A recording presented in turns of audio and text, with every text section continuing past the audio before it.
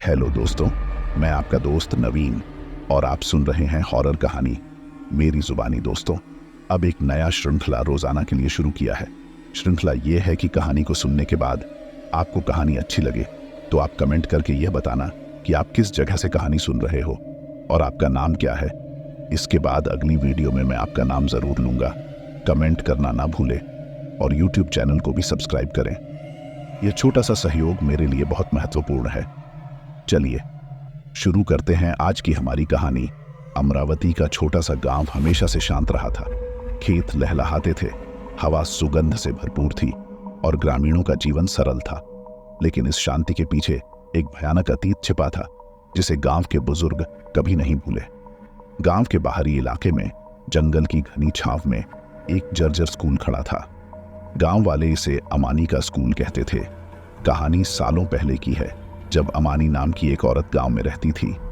अमानी को काले जादू में महारत हासिल थी और ग्रामीण उससे डरते थे। वह जंगल में अकेली रहती थी, अजीबोगरीब जड़ी बूटियां इकट्ठा करती थी और रात में मंत्रों का जाप करती थी। एक दिन अमानी ने गांव के बच्चों को पढ़ाने की पेशकश की। ग्रामीणों को झिझक हुई, लेकिन अमानी ने जोर दिया। उसने वादा किया कि वह बच्चों को न सिर्फ किताबों का ज्ञान देगी बल्कि उन्हें ऐसी चीजें भी सिखाएगी जिनके बारे में उन्होंने सपने में भी नहीं सोचा होगा। कुछ माता पिता लालच में आ गए। उन्होंने सोचा कि अमानी के स्कूल में उनके बच्चे कुछ खास सीख पाएंगे, इसलिए उन्होंने अपने बच्चों को उसके स्कूल भेजना शुरू कर दिया। शुरुआत में सब कुछ ठीक रहा। बच्चे स्कूल जाते थे और नई चीजें सीखते थे, लेकिन कुछ समय बाद अजीब घटनाएं होने लगीं। बच्चे अजीब हरकतें करने लगे। उनकी आंखों में एक अननेचुरल चमक थी और वे रात में बड़बड़ाते हुए पाए जाते थे। माता पिता घबरा गए। उन्होंने अमानी से पूछताछ की, लेकिन उसने उन्हें टाल दिया। फिर एक रात चीख पुकार मची। ग्रामीणों ने दौड़कर अमानी के स्कूल का रुख किया। अंदर का नजारा भयानक था। बच्चे जमीन पर बेसुध पड़े थे। उनके चेहरे डर से सफेद पड़ गए थे। अमानी कहीं नहीं थी। गांव वालों को एहसास हुआ कि अमानी का मकसद बच्चों को पढ़ाना नहीं था, वह उनका इस्तेमाल अपने काले जादू के लिए कर रही थी। गुस्से से भरकर ग्रामीणों ने स्कूल में आग लगा दी। आग की लपटों ने रात को आसमान को चाट लिया। अगले दिन स्कूल सिर्फ जले हुए अवशेषों का ढेर रह गया था। अमानी कभी वापस नहीं आई, लेकिन अफवाहें थीं कि उसे जंगल में देखा गया है। ग्रामीणों ने कसम खाई कि वे इस भयानक घटना को कभी नहीं भूलेंगे। उन्होंने यह भी तय किया कि वे अमानी के स्कूल को फिर से नहीं बनने देंगे। कई साल बीत गए। गांव में शांति लौट आई, लेकिन कुछ बच्चे जो उस भयानक रात को स्कूल में थे कभी ठीक नहीं हुए। उनमें से कुछ तो मानसिक रूप से अस्थिर हो गए, जबकि अन्य अचानक गायब हो गए। अमानी का स्कूल एक खौफनाक याद दिलाता है, जो ग्रामीणों को बताता है कि अतीत के कुछ भूत कभी नहीं मिटते। कुछ दशक बीत चुके हैं। अमानी के स्कूल की भयानक कहानी अब सिर्फ बुजुर्गों की कहानियों तक सिमट कर रह गई थी। युवा पीढ़ी इसे भूत प्रेत की कहानी मानकर हंसती थी। उनका मानना था कि गांव वाले अंधविश्वासी हैं और उन्होंने ही अपनी कल्पना से यह कहानी गढ़ ली है। अमन नाम का एक लड़का उन्हीं युवाओं में से एक था। वह पढ़ने में तेज था और किसी भी अंधविश्वास में विश्वास नहीं करता था। एक दिन स्कूल के बाद अपने दोस्तों के साथ खेलते हुए अमन जंगल की ओर चला गया। अनजाने में वह उसी इलाके में पहुंच गया जहां कभी अमानी का स्कूल हुआ करता था। वहां उसे सिर्फ जंगली झाड़ियां और जमीन पर बिखरे हुए पत्थर दिखाई दिए। अचानक उसकी नजर एक टूटी हुई ईंट पर पड़ी, जिस पर अजीब सी निशान बनी हुई थी। अमन ने उसे उठा लिया। यह निशान किसी का प्रतीक लग रहा था। अपने दोस्तों को दिखाने के लिए उसने जेब में रख लिया। उस रात अमन को बुरे सपने आए। उसने सपने में एक खौफनाक औरत को देखा जो जंगल में नाच रही थी और अजीब सी भाषा में कुछ बोल रही थी। सुबह उठने पर अमन को सिरदर्द हो रहा था और वह काफी कमजोर महसूस कर रहा था। उसने अपने माता पिता को बताया कि उसे क्या सपना आया था, लेकिन उन्होंने सिर्फ उसे हल्का लेते हुए कहा कि यह तो सिर्फ एक सपना है। अगले कुछ दिनों में अमन का व्यवहार बदलने लगा। वह उदास रहने लगा और अकेले में बातें करता हुआ पाया जाता था। कक्षा में उसका ध्यान नहीं लगता था और उसका प्रदर्शन गिरने लगा। उसके माता पिता चिंतित हो गए। उन्होंने डॉक्टर को दिखाया, लेकिन डॉक्टर ने उन्हें बताया कि अमन शारीरिक रूप से स्वस्थ है। एक हफ्ते बाद अमन स्कूल से वापस ही नहीं आया। उसके माता पिता परेशान हो गए और उसकी तलाश शुरू कर दी। उन्होंने पूरे गांव को छान मारा, लेकिन अमन का कहीं पता नहीं चला। आखिरकार उन्हें पुलिस के पास जाने के लिए मजबूर होना पड़ा। पुलिस जांच में जुटी थी, लेकिन कोई सुराग नहीं मिल रहा था। तब किसी ने उन्हें जंगल में मौजूद अमानी के स्कूल के खंडहरों के बारे में बताया। पुलिस को लगा कि वहां जांच करने में कोई हर्ज नहीं है। अगले दिन पुलिस और ग्रामीणों की एक टीम जंगल के रास्ते स्कूल के खंडहरों तक पहुंची। वहां का वातावरण भयानक था। हवा में एक अजीब सी गंध थी और पेड़ों की टहनियां हवा में ऐसे हिल रही थीं मानो कोई उन्हें हिला रहा हो। पुलिस टीम ने खंडहरों की अच्छी तरह से जांच की। उन्हें वहां कुछ भी संदिग्ध नहीं मिला। मायूस होकर वे वापस लौटने ही वाले थे कि तभी एक पुलिस वाले की नजर जमीन पर पड़ी। वहां एक टूटी हुई ईंट पड़ी थी, जिस पर अजीब सी निशान बनी हुई थी। ये वही निशान था जो अमन ने पाया था। पुलिस को लगा कि शायद यही कोई सुराग हो सकता है। उन्होंने ईंट को कब्जे में ले लिया और जांच के लिए फॉरेंसिक लैब भेज दिया। कुछ दिनों बाद फॉरेंसिक रिपोर्ट आई। रिपोर्ट में बताया गया कि ईंट पर पाए गए निशान किसी प्राचीन तांत्रिक विद्या से जुड़े हुए हैं। यह रिपोर्ट सुनकर पुलिस और ग्रामीण दोनों सकते में आ गए। अब उन्हें पूरा यकीन हो गया था कि अमानी का स्कूल वाकई किसी भयानक चीज का केंद्र रहा होगा। अमान के लापता होने की खबर पूरे गांव में फैल गई। हर कोई चिंतित था। कुछ लोगों को लगने लगा था कि शायद अमान के साथ भी वही हुआ है जो सालों पहले उस भयानक रात को अमानी के स्कूल में बच्चों के साथ हुआ था। गांव के बुजुर्गों ने भी अपनी कहानियां दोबारा सुनानी शुरू कर दी। अमानी के भूत और उसके काले जादू की बातें एक बार फिर गांव में गूंजने लगीं। अमन के माता पिता पुलिस स्टेशन के चक्कर लगा रहे थे। उनकी आंखों में उम्मीद खत्म होती जा रही थी। पुलिस भी इस मामले को सुलझाने में असमर्थ महसूस कर रही थी। फॉरेंसिक रिपोर्ट सिर्फ एक संकेत पर थी, जिस पर आगे की कार्रवाई करना मुश्किल था। एक रात अचानक अमन की मां की नींद खुल गई। उसे लगा कि जंगल की तरफ से किसी को उसे पुकारने की आवाज आ रही है। आवाज कमजोर थी, लेकिन पहचानी हुई सी लगी। वह अमन की आवाज थी। वह डरी हुई, लेकिन मां का प्यार उसे रोक नहीं सका। उसने अपने पति को जगाया और बताया कि उसे क्या सुनाई दिया। उसके पति ने पहले तो उसे टाला, लेकिन उसकी पत्नी के आग्रह पर वे दोनों जंगल की तरफ जाने के लिए तैयार हो गए। रात के अंधेरे में जंगल जाना खतरनाक था, लेकिन अमन को बचाने के लिए वे किसी भी खतरे को उठाने के लिए तैयार थे। वे टॉर्च लेकर जंगल की ओर निकल पड़े। जंगल में घना अंधेरा था। पेड़ों की काली छायाएं उन्हें डरा रही थीं। हर आहट पर उन्हें लगता था कि कोई उन्हें देख रहा है। घंटों चलने के बाद वे अचानक उस जगह पर पहुंच गए जहां कभी अमानी का स्कूल हुआ करता था।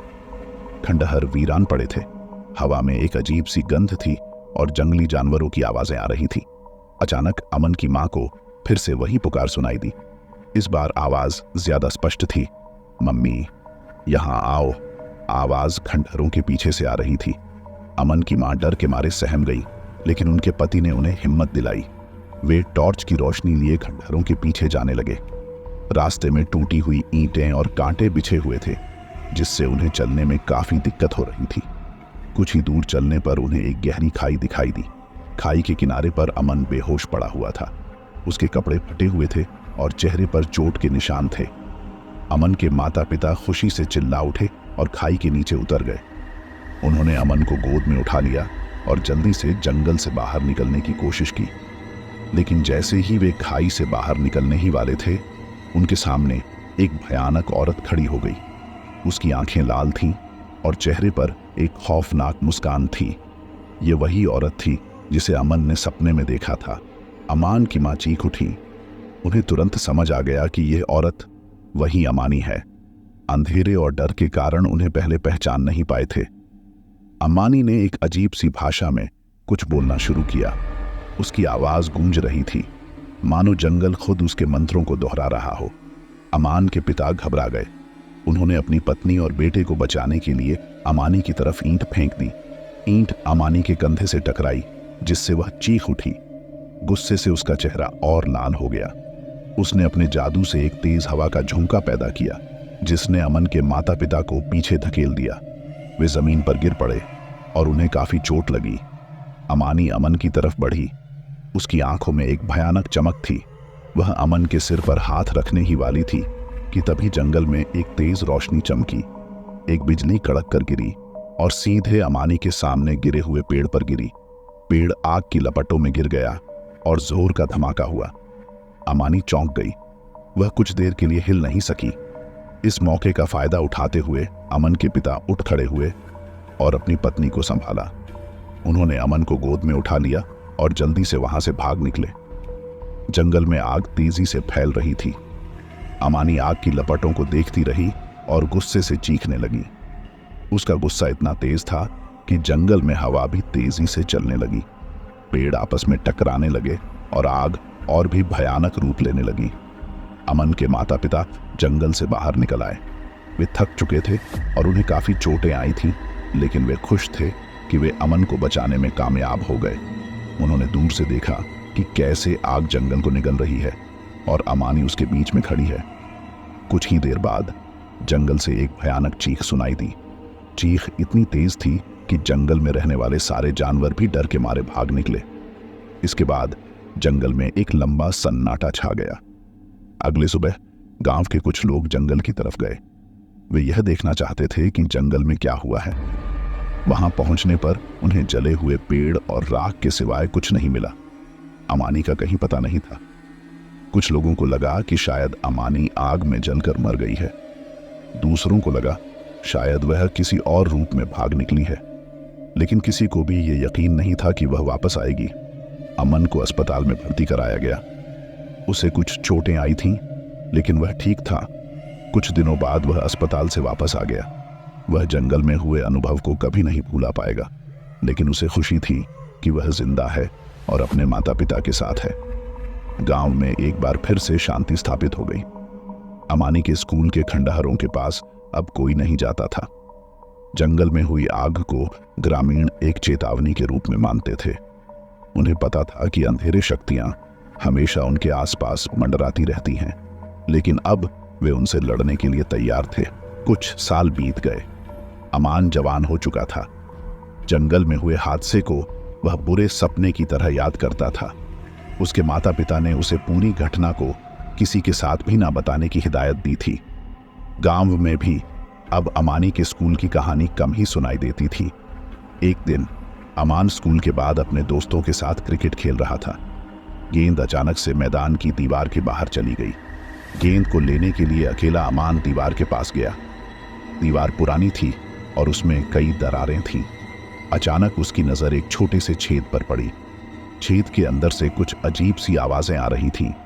वह आवाजें फुसफुसाहट जैसी थीं, जिन्हें समझना मुश्किल था, लेकिन उन आवाजों में एक अजीब सी उदासी थी, मानो कोई फंसा हुआ हो और मदद के लिए पुकार रहा हो। वह जानना चाहता था कि ये आवाजें कहां से आ रही हैं। उसने घास पर लेटकर जमीन से कान लगाया। आवाजें अब ज्यादा स्पष्ट सुनाई दे रही थीं। वह किसी बच्चे की फुसफुसाहट लग रही थी।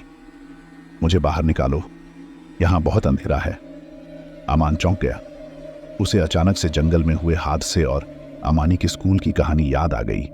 क्या ये आवाजें उसी स्कूल के तहखाने से आ रही थीं? वह सहम गया। उसे वहां से भागने का मन हुआ, लेकिन किसी अदृश्य शक्ति ने उसे रोक लिया। वह सोचने लगा कि शायद कोई जानवर दीवार के पीछे फंसा हुआ है। उसे अपनी जिज्ञासा दबाना मुश्किल हो रहा था। उसने अपने दोस्तों को बुलाया और उन्हें बताया कि दीवार के पीछे से कुछ आवाजें आ रही हैं। उसके दोस्त पहले तो उस पर विश्वास नहीं करना चाहते थे, लेकिन जब उन्होंने खुद कान लगाकर सुना तो उन्हें भी यकीन हो गया। कुछ देर सोचने के बाद उन्होंने फैसला किया कि गांव के किसी बुजुर्ग को बताना चाहिए।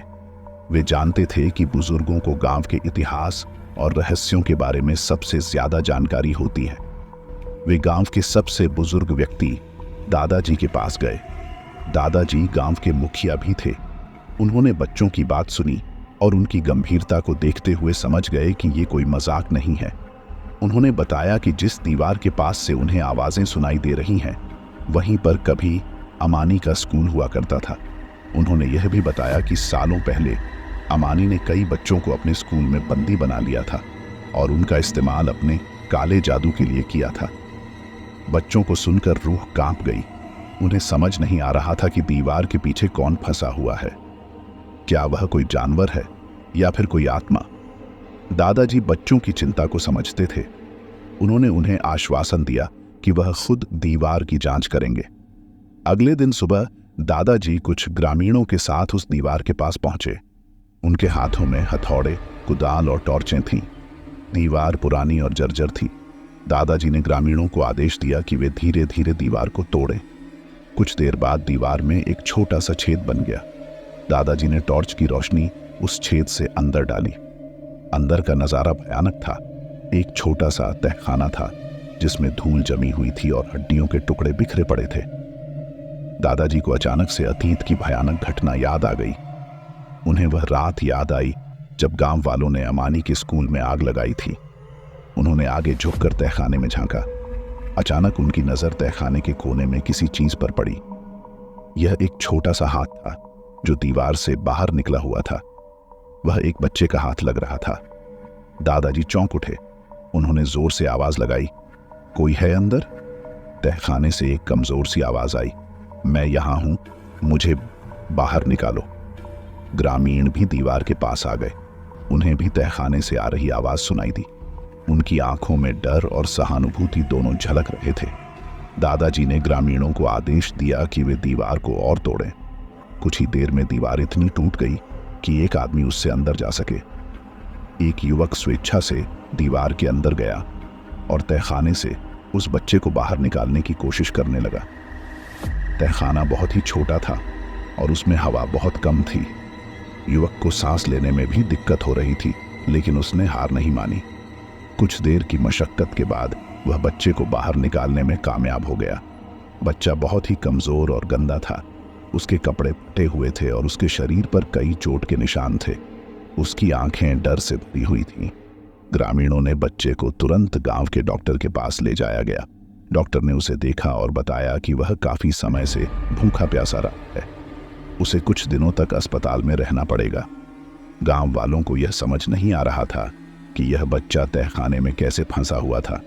क्या वह उन बच्चों में से एक था जिन्हें सालों पहले अमानी ने बंदी बना लिया था, या फिर यह कोई और बच्चा था जो किसी और वजह से तहखाने में फंस गया था? बच्चा इतना कमजोर था कि बात भी नहीं कर पा रहा था। उसे आराम करने की जरूरत थी। अगले कुछ दिनों में धीरे धीरे उसकी तबीयत सुधरने लगी। तब जाकर उससे पूछताछ की जा सकी। कुछ दिनों के इलाज के बाद बच्चा काफी हद तक ठीक हो चुका था।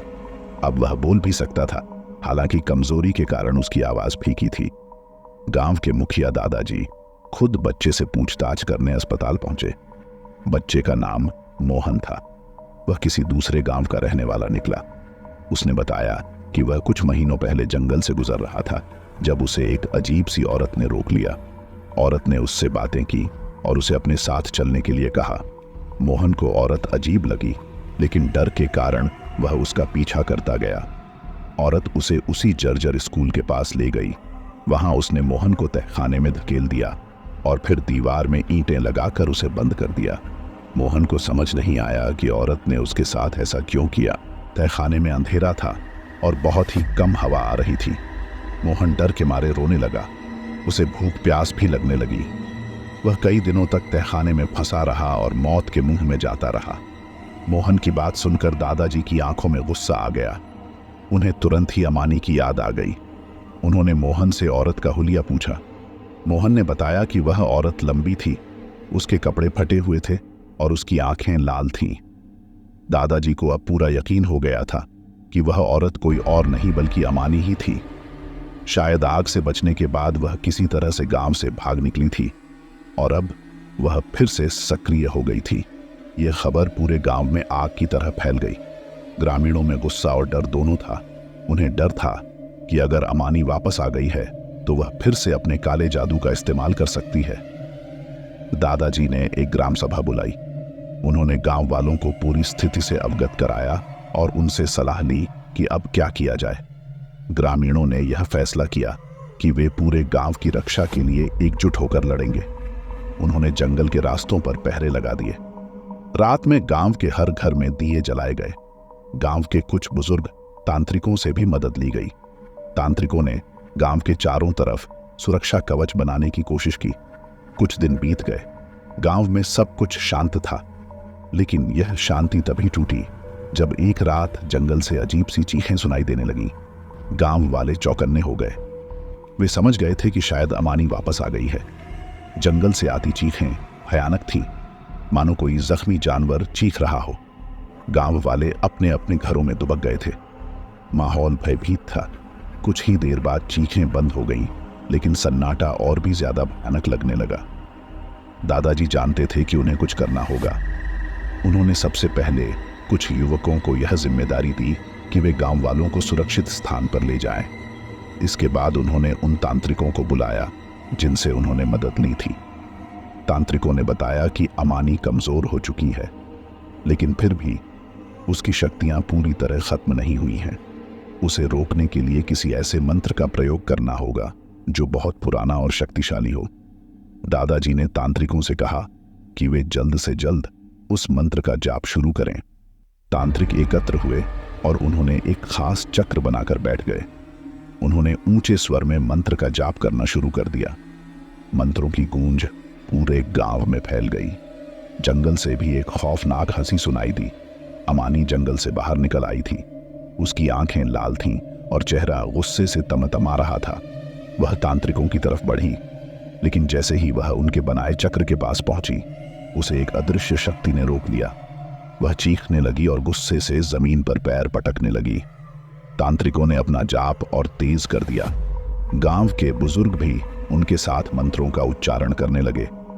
धीरे धीरे अमानी कमजोर होती जा रही थी। उसकी काली शक्तियां मंत्रों के प्रभाव से कमजोर पड़ रही थीं। आखिरकार एक जोरदार धमाके के साथ अमानी जमीन पर गिर गई। उसका शरीर धुआं बनकर उड़ गया और हवा में गुम हो गया। मंत्रों का जाप भी बंद हो गया। गांव में सन्नाटा छा गया। कुछ देर बाद ग्रामीण धीरे धीरे अपने घरों से बाहर निकले। वे इस बात से अनिश्चित थे कि क्या सचमुच अमानी खत्म हो गई है, लेकिन उन्हें राहत मिली थी। दादाजी तांत्रिकों के पास गए और उनका धन्यवाद किया। उन्होंने गांव को बचाने के लिए उनकी मदद की सराहना की। तांत्रिकों ने बताया कि अमानी अब पूरी तरह से खत्म हो चुकी है। उसकी काली शक्तियां हमेशा के लिए खत्म हो गई हैं। गांव वालों ने खुशी मनाई। उन्होंने जंगल के पास जाकर दिए जलाए और मंत्रों का जाप किया। वे दुआ मांग रहे थे कि अमानी जैसी कोई बुरी शक्ति कभी वापस ना आए। मोहन को भी गांव वालों ने अपने गांव वापस भेज दिया। गांव वाले उसे कभी नहीं भूल पाएंगे। वह उनकी बहादुरी की कहानी बन गया, जिसने उन्हें अमानी के चंगुल से निकलने में मदद की। कुछ समय बाद गांव वालों ने फैसला किया कि वे अमानी के स्कूल के खंडहरों को पूरी तरह से मिटा देंगे। उन्होंने नहीं चाहा कि भविष्य में कोई भी इस भयानक जगह के बारे में जाने। उन्होंने स्कूल के खंडहरों को तोड़ दिया और उस जगह पर पेड़ लगा दिए। धीरे धीरे पेड़ बड़े होते गए और जंगल की तरह घने हो गए। अमानी के स्कूल का कोई निशान नहीं बचा। गांव में शांति स्थापित हो गई। हालांकि कभी कभी रात में गांव के बुजुर्गों को जंगल से हल्की फुसफुसाहट सुनाई देती थी, लेकिन वे अब नहीं डरते थे। उन्हें पता था कि अतीत के भूत पूरी तरह से मिटाए नहीं जा सकते। कहानियां पीढ़ी दर पीढ़ी चलती रहती हैं, कभी कभी बदलती हुई, कभी कभी उसी भयावह रूप में। कुछ साल बीत गए। मोहन अब एक जवान आदमी बन चुका था। वह उस भयानक घटना को कभी नहीं भूल पाया। कभी कभी सपने में उसे वह अंधेरा तहखाना और अमानी की खौफनाक आंखें नजर आती थीं। एक दिन मोहन को एक खबर मिली जिसने उसे झकझोर कर रख दिया। दूसरे गांव से खबर आई थी कि वहां के स्कूल में कुछ अजीब चीजें हो रही हैं। रात में अजीब सी आवाजें सुनाई देती थीं और कुछ बच्चे अचानक गायब हो गए थे। मोहन को तुरंत ही अमानी की याद आ गई। क्या यह सब फिर से शुरू हो रहा था? उसने उस गांव जाने का फैसला किया। शायद वह उनकी किसी तरह से मदद कर सकता था। गांव पहुंचने पर मोहन को पता चला कि वहां का स्कूल बहुत पुराना है। उसे देखते ही उसे अमानी के स्कूल की याद आ गई। दोनों स्कूलों की बनावट में काफी समानता थी। मोहन ने गांव वालों से बात की और उन्हें अपनी कहानी बताई। गांव वाले पहले तो उस पर विश्वास नहीं करना चाहते थे, लेकिन जब उन्होंने मोहन की कहानी सुनी तो उन्हें भी शक हुआ। उन्होंने मोहन को स्कूल दिखाने का फैसला किया। स्कूल के अंदर का वातावरण अजीब था। हवा में एक अजीब सी गंध थी और दीवारों पर अजीब निशान बने हुए थे। मोहन को लगा कि वह किसी रहस्य के करीब पहुंच रहा है। उसने गांव वालों को सुझाव दिया कि वे रात में स्कूल में पहरा दें, शायद उन्हें कुछ पता चल सके। उस रात मोहन और कुछ ग्रामीण स्कूल में पहरा दे रहे थे। रात के करीब 2 बजे अचानक स्कूल के पीछे से अजीब सी रोशनी आने लगी। वे चुपके से उस रोशनी की तरफ गए। रोशनी एक तहखाने से आ रही थी जो जमीन के नीचे छिपा हुआ था। तहखाने का दरवाजा खुला हुआ था। मोहन को अपनी सांसें रोकनी पड़ी। क्या यह वही तहखाना था जिसमें वह सालों पहले फंसा हुआ था? उसने ग्रामीणों को थोड़ा पीछे रहने का इशारा किया और खुद धीरे धीरे तहखाने के अंदर जाने लगा। तहखाने में उतना ही अंधेरा था जितना सालों पहले उसके अपने तहखाने में था। अचानक उसे किसी के हंसने की आवाज सुनाई दी। वह आवाज एक औरत की थी और उसे बिल्कुल जानी पहचानी सी लगी। उसकी रीढ़ की हड्डी में सिहरन दौड़ गई। तो तुम आखिरकार आ ही गए, एक खौफनाक आवाज गूंजी। मोहन ने धीरे से आगे बढ़ते हुए कहा, तुम कौन हो? जवाब में उसे सिर्फ एक खौफनाक हंसी सुनाई दी। मोहन की सांसें थम गई। अंधेरे तहखाने में गूंजती खौफनाक हंसी उसके कानों में खौफ पैदा कर रही थी। वह जानता था कि उसे पीछे हटना नहीं चाहिए। उसने हिम्मत जुटाई और थोड़ा आगे बढ़ा। उसकी टांग किसी चीज से टकराई। नीचे झुककर उसने टॉर्च की रोशनी उस चीज पर डाली। यह एक किताब थी जो धूल से ढकी हुई थी। उसने किताब को उठाया और इसका पन्ना खोला। पन्ने पर अजीब सी लिखावट में कुछ लिखा हुआ था। मोहन को संस्कृत भाषा की थोड़ी बहुत जानकारी थी। उसने धीरे धीरे पढ़ना शुरू किया। वह एक जादू टोना की किताब थी जिसमें काले जादू के कई मंत्र लिखे हुए थे। अचानक तहखाने के अंधेरे में एक हलचल हुई। मोहन चौंक कर पीछे हटा। टॉर्च की रोशनी की किरण एक लंबे काले घेरे पर पड़ी। धीरे धीरे वह घेरा खुलता गया और सामने खड़ी आकृति को देखकर मोहन की चीख निकल गई। वह अमानी थी, लेकिन पहले वाली अमानी नहीं। उसकी आंखें लाल थीं, चेहरा डरावना था और उसके बदन पर काले जादू के कई निशान बने हुए थे। मोहन, अमानी की आवाज खुरदरी थी, तो तुम ही वह हो जिसने मेरा खेल बिगाड़ा था। मोहन घबरा गया। वह जानता था कि अमानी कमजोर हो चुकी थी, लेकिन फिर भी उसकी शक्तियां काफी खतरनाक थीं। तुम वापस कैसे आई?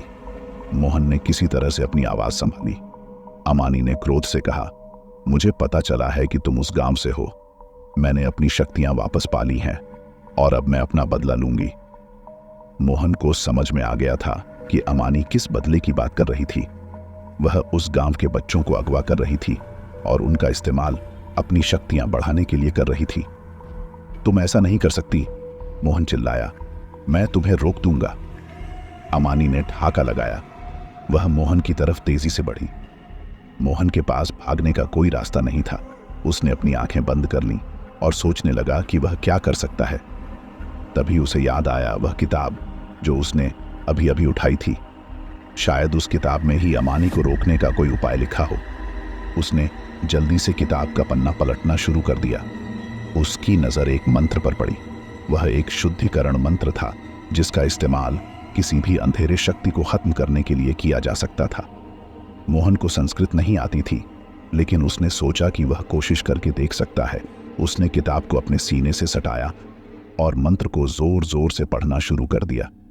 उसकी आवाज कांप रही थी, लेकिन वह हार मानने को तैयार नहीं था। तहखाने में एक भयंकर लड़ाई छिड़ गई। अंधेरे में काली बिजली चमकने लगी और हवा में जोरदार आवाजें गूंजने लगी। मोहन को लगा कि मानो पूरा तहखाना हिल रहा है। धीरे धीरे उसे लगा कि अमानी कमजोर पड़ रही है।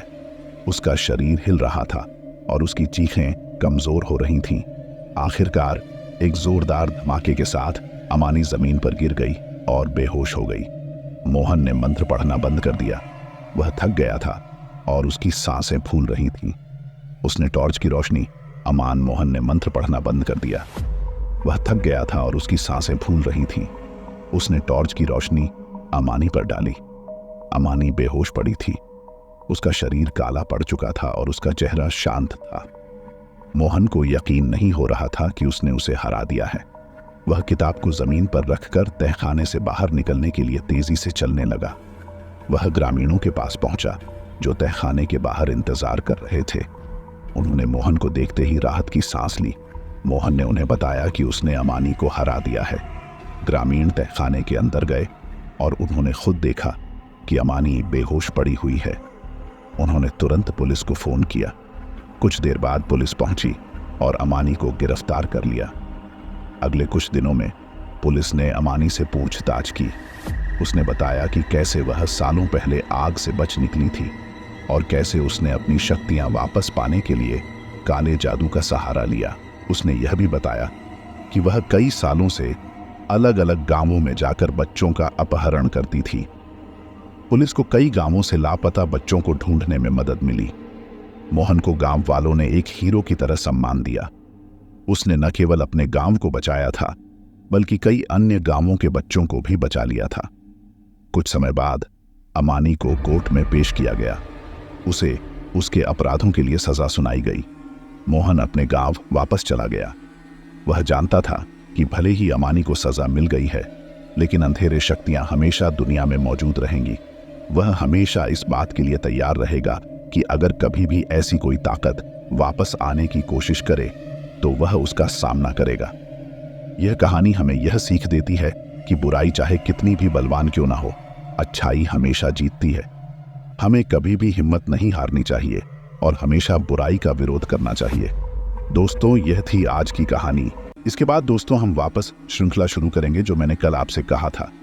साथ ही जिन लोगों ने कल की कहानी सुनने के बाद कमेंट करते हुए अपना नाम और जगह बताया था, अब उन लोगों का नाम लेता हूं।